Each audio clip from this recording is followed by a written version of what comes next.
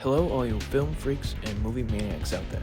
My name is Nolan Carr, and I'd like to welcome you to the go-to podcast for all things cinema. But before you can ask any questions, just sit back, relax, as I present to you a Strawlane Studio Productions Critiquing with Carr. And welcome back, ladies and gentlemen, to yet another great edition of the show here, Critique with Carr from Memorable Movie Monday. As always, if you've enjoyed episodes such as this one, do us a favor by subscribing on YouTube, following us on the audio platforms, clicking on thumbs up or like buttons can tell us you enjoy these episodes, turning on post notifications so you can stay up to date on those platforms when no episodes release, as well as clicking at share out so you can help continue the podcast with your friends and family. Also, if you want other ways of staying up to date with the show, do us a favor by following us on Instagram at Critique with Carr. I say all that because on this week's very interesting edition of the show, we're talking about the lackluster film Once Upon a Time in America. And with that being said, let's begin. The movie was directed and co-written by the legend Sergio Leone. The other co-screenwriters were Leonardo Benvenuti, Piero De Bernardi, Enrico Mandioli, Franco Arcali, and Franco Ferrini. This movie was based off the book The Hoods by Harry Gray. The movie was produced by Arnaud Milchan, and the cast for this film is as follows: Robert De Niro, James Woods, Elizabeth McGovern, Joe Pesci, Burt Young, Tuesday Weld, and Treat Williams. The cinematography for this film was done by Tonino Delicali. The film was edited by Nino Baragli. The musical score for this movie was done by Ennio Morricone. The production companies for this film were The Lad Company, PSO International, Embassy International Pictures, and Reference Cinematografica. The film was distributed nationally by Universal Pictures and internationally by Titanus. This movie was first released on May 23rd of 1984 at the Cannes International Film Festival, June 1st of 1984 in the United States nationally, and on September 28th of 1984 in Italy. The runtime for this movie was a whopping 229 minutes in length. The budget for this movie was $30 million US,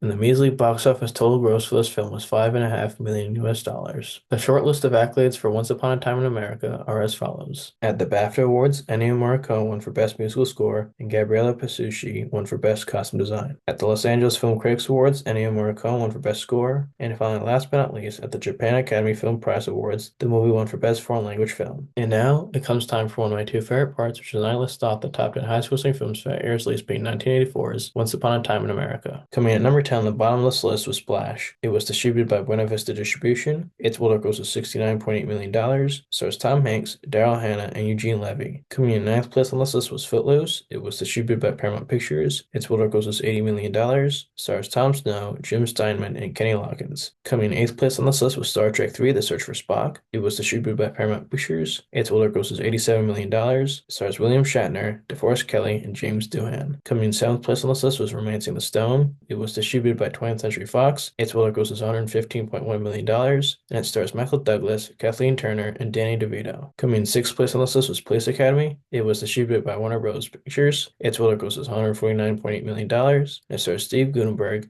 Kim Cattrall, and Bubba Smith. Coming in fifth place at the halfway mark on this list was The Karate Kid. It was distributed by Columbia Pictures. Its worldwide gross was $130.8 million. It stars Ralph Macchio, Pat Morita, and Elizabeth Shue. Coming in fourth place on this list was Gremlins. It was distributed by Warner Bros. Its worldwide gross was $212.9 million. It stars Zach Gilligan, Phoebe Cates, and Hoyt Axton. Coming in third place with the bronze medal on this list was Beverly Hills Cop. It was distributed by Paramount Pictures. Its worldwide gross was $234 million. It stars Eddie Murphy, Judge Reinhold, and John Astin. Coming in second place on this list with the silver medal was Ghostbusters. It was distributed by Columbia Pictures. Its worldwide gross was $296.6 million. It stars Bill Murray, Dan Aykroyd, and Sigourney Weaver. And finally, coming in at number one with the gold medal for the highest-grossing film of 1984 was Indiana Jones and the Temple of Doom. The movie was distributed by Paramount Pictures. Its worldwide gross was $333.1 million.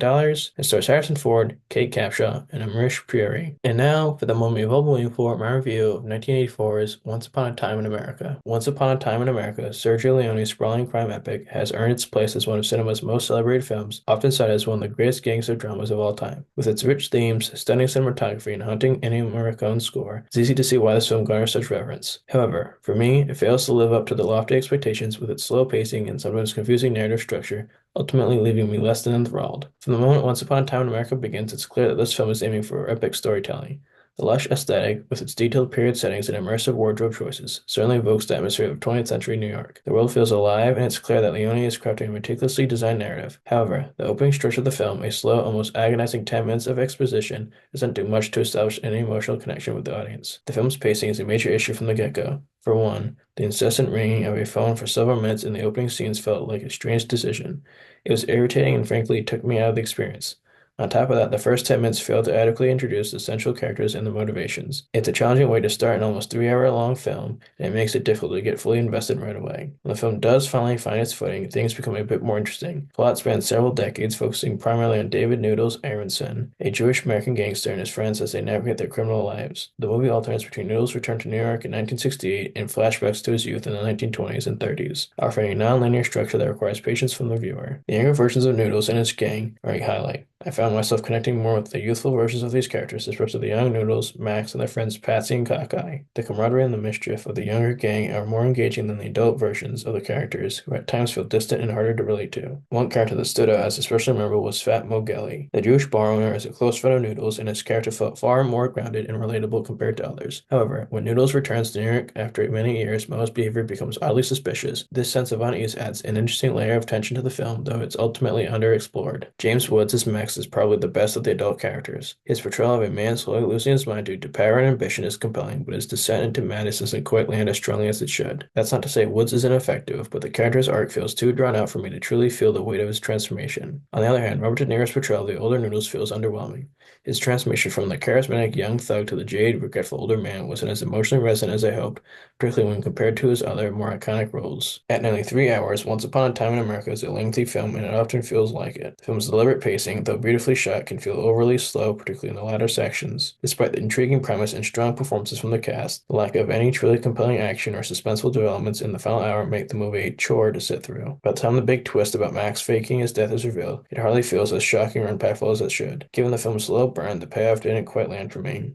In conclusion, Once Upon a Time in America did not resonate with me the way it has with many other viewers. Its slow pacing, lack of action, and sometimes confusing character arcs made it a difficult watch. While the film has its moments, particularly in its use of young actors and atmospheric direction, the overhyped reputation and long runtime work against my enjoyment of the film. The score by Ennio Morricone is undoubtedly one of the film's strongest aspects, capturing the melancholic and nostalgic tone of the narrative, but it wasn't enough to overcome my frustrations with the pacing and tone. With that being said, I'm pretty proud to rank this pretty dismal movie a score of 6 out of 10 on the Diamond Dave scale. And with that being said, my film freaks and cinephiles, as always, if you've enjoyed this week's edition of the show here on Critiquing with Carr, do us a favor by subscribing on YouTube, following us on the audio platforms, clicking on thumbs up or like buttons so you can tell us you enjoy these episodes, turning on post notifications so you can stay up to date when no episodes released on those platforms, turning on post notifications so you can stay up to date when no episodes released like this one on these platforms, as well as clicking at share out so you can help continue with the podcast with all your friends and family. Also, if you want other ways of staying up to date with the show, do us a favor by following us on Instagram at Critiquing with Carr. With that being said, my film freaks and cinephiles, as always, take care, and most importantly, happy viewing.